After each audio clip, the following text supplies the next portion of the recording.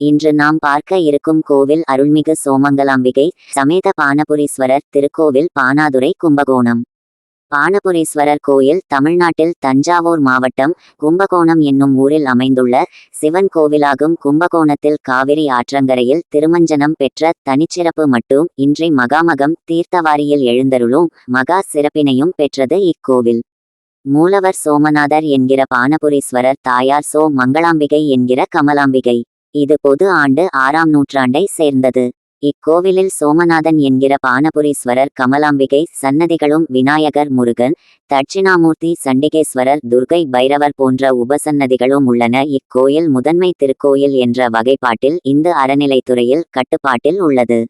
இப்போ இதில் காரணமாக முறைப்படி 2 கால பூஜைகள் நடைபெறுகிறது. புரட்டாசி மாசம் நவராத்திரி முக்கிய திருவிழாவாக நடைபெறுகிறது. மாசி மாதம் ஆருத்ரா தரிசனம், மாசி மகம் திருவிழாக்கள் நடைபெறுகின்றன. இறைவன் பானபுரீஸ்வரர் இறைவனின் மூலவர். திருமேனி சிவலிங்கம் பானம் அகண்டிருப்பது தனிச்சிறப்பாகும். இறைவனை பற்றிய மாணிக்கவாசகர் தமது நூலில் சிறப்பித்து கூறியுள்ளார். வியாச முனிவர் நாராயணமூர்த்தி வாக்கின்படி இவரை சிவபூஜை செய்து வழிபட்டு தமது சாபம் நீக்க பற்றி பெருமையை பெற்றது தலம். வங்காள மன்னன் சூரநேசன் மனைவி